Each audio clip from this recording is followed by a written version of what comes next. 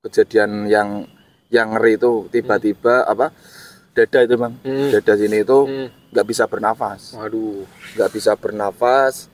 Itu kejadian itu sampai hampir 3 jam kalau nggak 2 jam. waduh, itu. Oke, assalamualaikum warahmatullahi wabarakatuh. Kembali lagi bersama channel Tokyo Jawa. Dan dalam kesempatan kali ini saya ditemani oleh rekan saya, Sofyan. Beliau adalah salah satu penggiat alam bebas, rekan saya juga ya. Terus beliau juga pengusaha.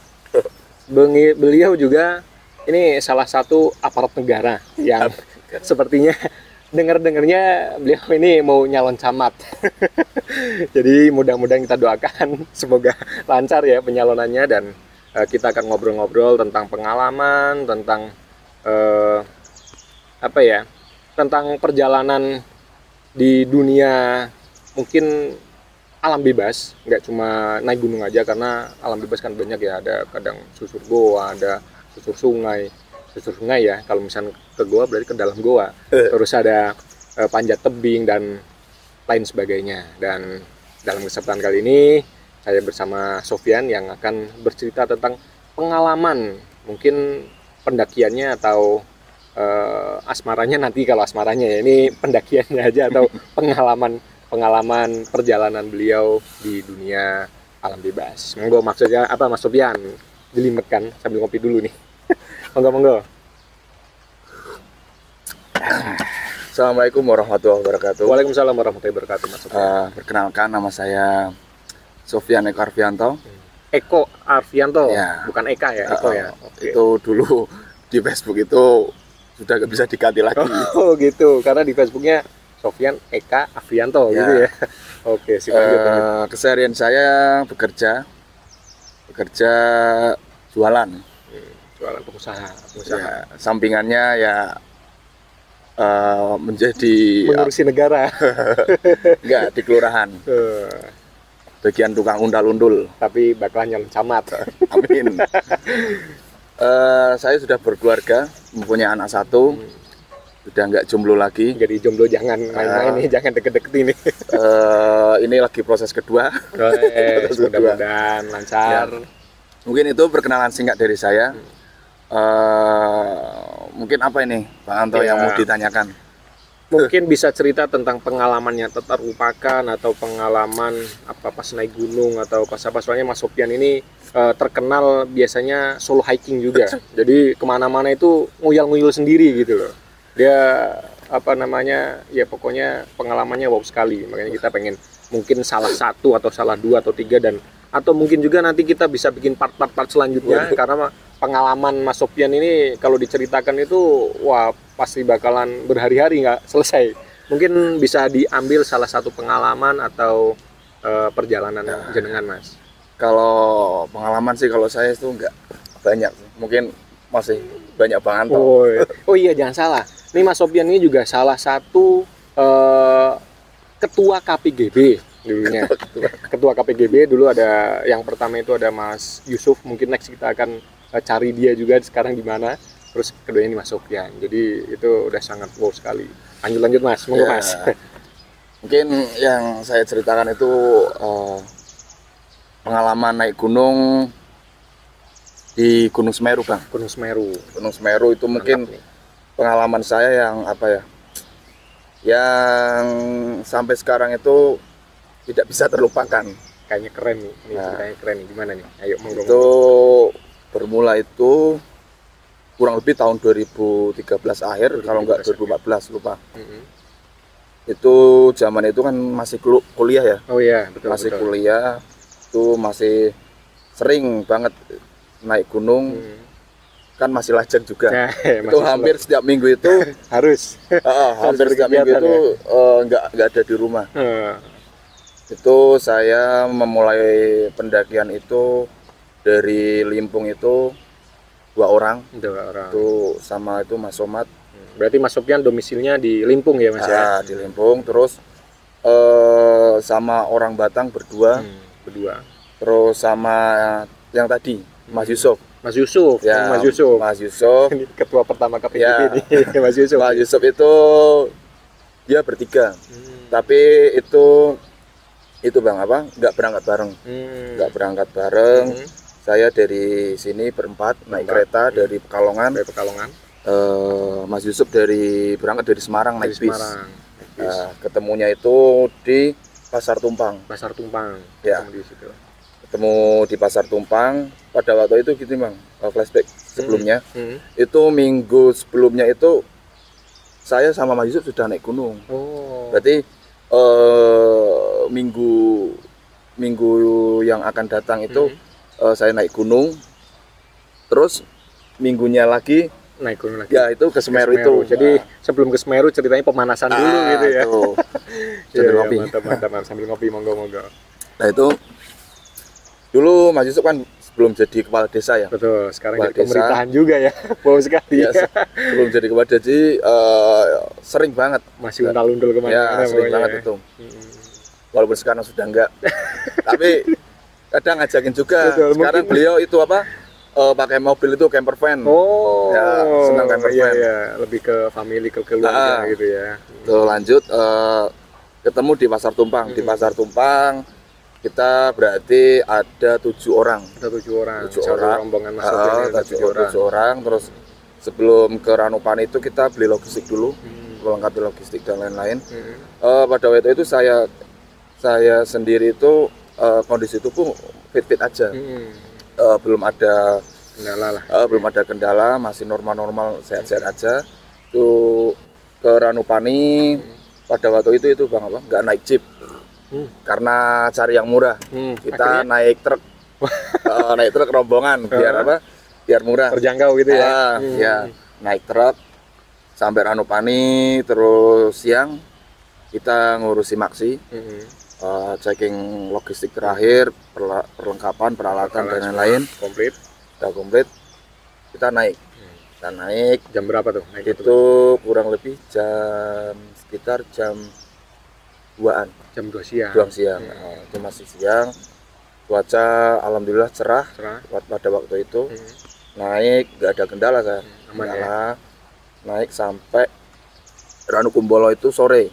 Sekitar mau maghrib itu. Kita camp pertama di Ranukumbolo ya.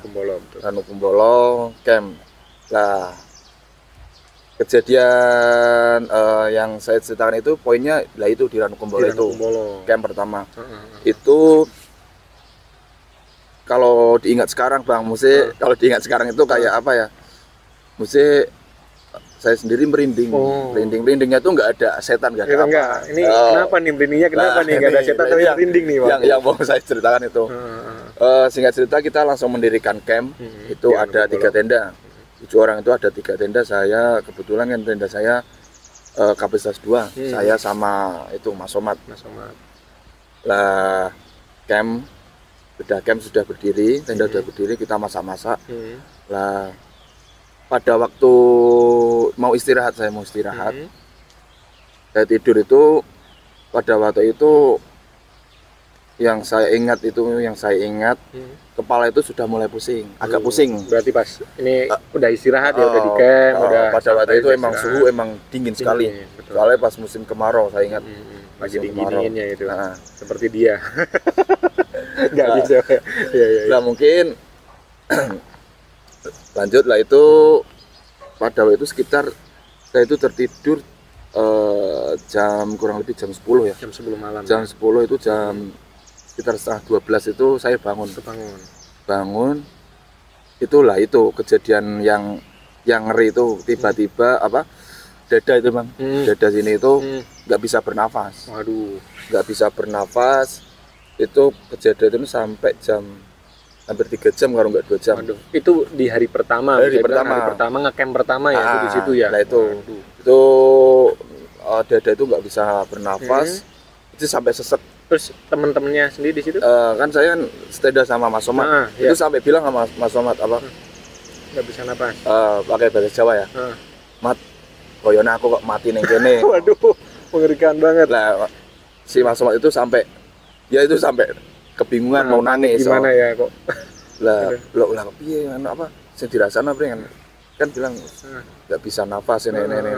Lah terus terus buka apa ini dibuka dikeroi sama somat dikeroi kan pada waktu itu nyuwun saya belum tahu ya masih awam belum tahu oh ini penanganannya seperti apa betul. Ini penyakitnya apa namanya lah itu emang nggak bisa bernafas bang nggak bisa bernafas itu sampai ya itu kayak sakratul maut itu ngerti waduh ya itu sampai seperti itu ya benar sampai ya inggikan udah emang nggak bisa nafas lah saya sampai yang saya pikirkan itu pada saat itu gini saya bilang sama Mat kayaknya saya besok nggak bisa ikut naik nah kamu mau naik ya wes aku stay nang kene gitu. Nah, sama kan ora aku tetap nganconi kowe nang kene tetap di sini sampean gitu ya ya ora nek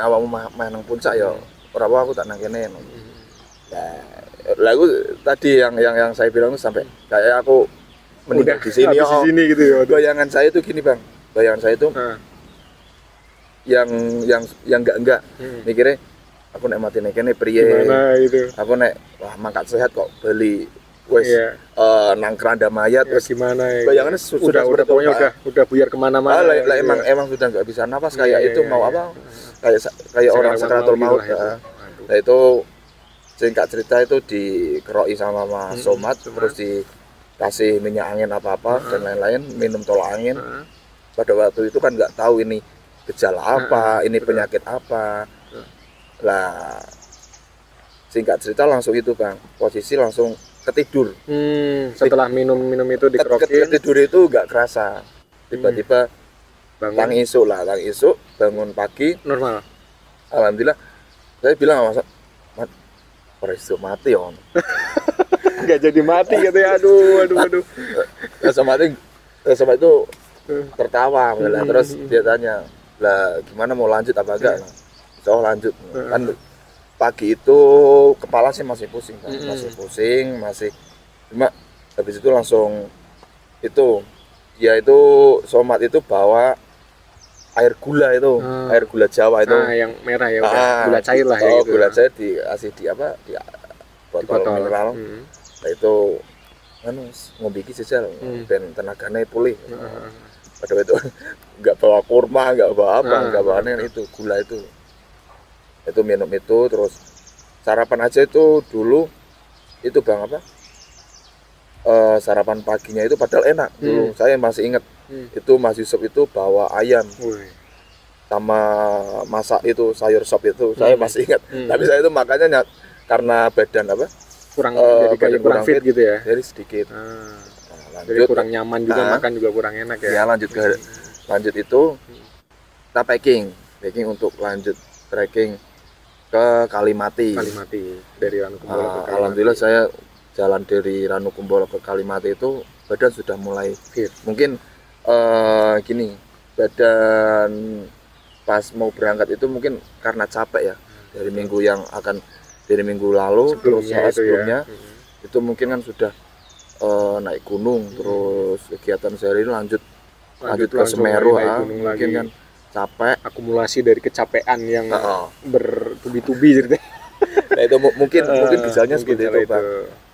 Nah itu mungkin habis dari Ranukumbolo ke Kalimati itu nggak ada kendala sih alhamdulillah sampai summit ke puncak gitu langsung turun ke Ranukumbolo lagi itu alhamdulillah itu apa lancar ya. Mungkin karena itu ya kurang aklimatisasi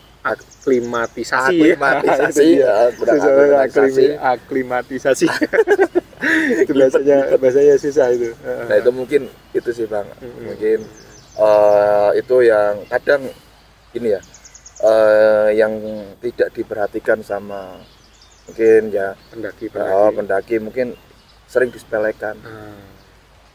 Saya itu menyesuaikan sekitar gitu ya. Mungkin kan kalau itu setelah saya tahu itu browsing itu mungkin namanya kena apa ya hipoksia atau mungkin dibilang AMS mountain sickness mungkin penyakit ketinggian lah mungkin seperti itu kehilangan kadar oksigen hilangkan kadar oksigen. Lah itu sebenarnya penanganannya itu sebenarnya itu Bang apa? Pakai itu gas Oksigen.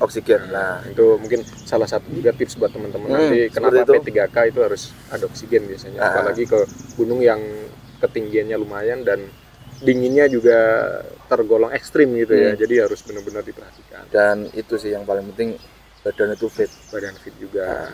Jadi selain perlengkapan kita, perbekalan kita, logistik kita, jadi kita juga harus benar-benar badan kita juga harus fit gitu loh. Jadi memang ini pengalaman Mas Sopyan ini nggak jadi mati judulnya. Waduh, ini bisa jadi headline-nya nanti nggak jadi mati di Semeru. Aduh, jujur aja hampir meregang nyawa Bang. Aduh, itu pengalaman yang benar-benar ini banget Mas. Kalau yang masih inget ya, yang stand up sama saya Mas Somad itu kalau pas ketemu cerita itu ya ngeri-ngeri lucu. Sedep. Dia tuh sampai mau nangis, maksudnya bahasa Jawanya, "Mat, kayaknya aku mati ning Semeru." Kayaknya saya mau mati di Semeru. Nah, ya mesti kan tahu apa ya, pas saat itu kejadian kayak sampai nggak bisa nafas, lihat sendiri di dalamnya kan dia ya, takut. Pasti ya, di samping takut, panik ya, pasti terus juga ini gimana nih kalau misalnya kenapa-napa, dia juga pasti bingung nantinya. Apalagi satu tenda kan, waduh itu rasanya udah kayak gimana. Kalau saya pun mesti gitu pasti. Ya. Padahal untuk perlengkapan dari jaket, sleeping bag apa ya sudah mumpuni semua, berarti sudah safety lah, sudah betul. apa yang di bahwa kan sebelum naik Semeru pada waktu itu kan dicek dulu. Dari standarisasinya ya, SOP-nya itu harus benar-benar dari SP apa semua dicek. Kalau kejadian itu kan mungkin lebih ke fisik Bang. Betul, di fisik, dan ya memang itu ya apa ya, penyesuaian alam kan. Namanya kita kan nggak tahu semua. Kadang kita fit banget. Saya pernah juga kejadian, biasanya nggak pernahnya di gunung itu bisa dibilang ngedrop gitu ya. Pernah naik gunung udah fit banget, ternyata di tengah perjalanan tiba-tiba drop. Nah, nanti next cerita itu rasanya pengalaman pertama ngedrop di tengah gunung, yang gunungnya itu perjalanannya masih panjang banget itu. Kalau mati di situ tuh jauh, gimana? Mau jalan ya, mau ke depan, mau lanjutin jauh, mau mundur juga. Rasanya itu udah nggak karuan lah pokoknya. Next saya pengen cerita nanti. Terus ya memang apa ya, itu dia.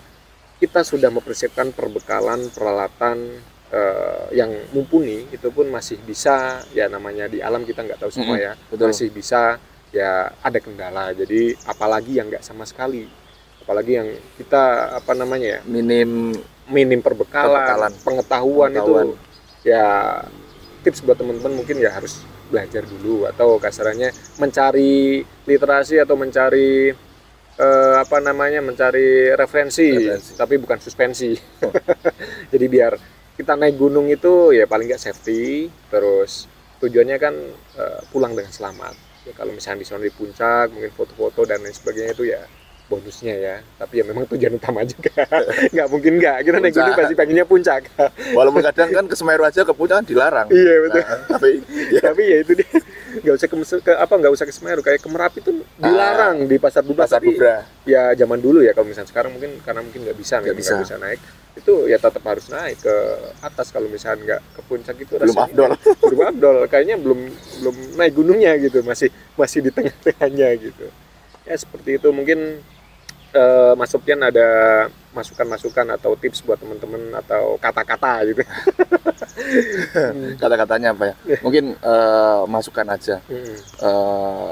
Yang saya tadi ceritakan itu mungkin dikit banyaknya ya untuk pengalaman bagi teman-teman yang mau berkegiatan di luar ruangan, terutama pendakian gunung itu segala sesuatunya harus disiapkan. Betul dari perlengkapan, dari logistik itu harus dipersiapkan dengan matang.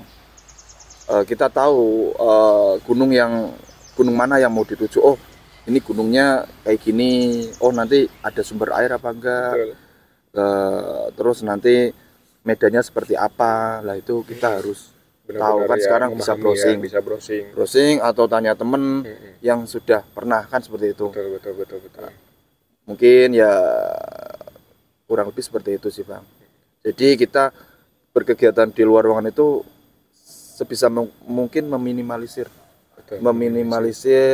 kecelakaan yang ada. Benar-benar. Dari P3K, nah itu yang tadi saya ceritakan di Semeru itu sebenarnya kan kalau mungkin ada oksigen mungkin saya nggak sampai seperti itu. Mesti langsung bisa sakaratul maut. Bisa langsung bukan sakaratul maut, semi sakaratul maut. Ya itu. Kalau inget aduh ngeri Bang. Iya, benar. Ngerinya itu nggak ngeri karena hantu, karena itu. Karena itu dia hampir. Tapi itu jadi saya sekali. Saya naik gunung beberapa kali di Jawa Timur itu ya baru sekali itu sih di Semeru. Mungkin kalau saya ambil kesimpulan itu karena satu badan capek mungkin karena kan minggu sebelumnya saya naik gunung itu dulu kalau nggak ke Sindoro itu ke Prau sama Yusuf. Terus minggunya lagi berarti minggu ini di gunung ini, minggunya ini langsung ke Semeru. Jadi dalam jangka waktu seminggu itu ngedur kalau lanjut. Pada waktu itu kan saya kan masih kerja terus kuliah PP juga. Nah itu dia. PP dari Limpung Pekalongan. Kan setiap hari itu perjalanan capek lah bisa dibilang seperti itu. Jadi memang benar-benar digempur dan dipush banget gitu. Itu setelah saya ambil kesimpulan sih seperti itu. Karena badan capek, kurang fit. Terus ya itu langsung kaget, awalnya langsung kaget kan. Apalagi langsung suhu di Semeru itu kan terkenal ekstrim banget gitu ya. Di Ranukumbolo dingin banget. Itu sampai minus kadang sampai jadi es tuh tenda-tendanya kan. Wah, ya itu sangat wow sekali. Saya juga pernah mengalami di Semeru itu ya sampai es gitu ya, tapi nggak sampai tadi itu napas-napas itu enggak. Tapi memang di situ wow sekali. Dan mantap banget. Ini terima kasih banget Mas Sopyan. Mungkin kata-kata ada tambahan lagi atau udah cukup? Sudah cukup. Nah, terima kasih untuk sesi ini bersama Mas Sopyan tentang pengalaman pendakian di Gunung Semeru, dan next mungkin kita akan cerita lagi bareng Mas Sopyan ini kejadian gunung mana. Soalnya saya juga nanti mungkin akan next juga cerita bareng Mas Sopyan itu pendakian gunung Prau yang sebenarnya kita salah jalan. Berangkatnya salah jalan tapi nyampe, turunnya salah jalan lagi tapi nyampe, dikejar-kejar tawon juga nanti. Dan turun-turun dari sekelompok kita itu turun-turun, mereka ini memang nggak tahu gimana ditakdirkan jadi perangkat semua. Kecuali saya. kita akan cerita bareng Mas Sopyan, dan untuk sesi ini cukup sekian videonya, dan mohon maaf bila ada kata-kata yang kurang berkenan. Wassalamualaikum warahmatullahi wabarakatuh.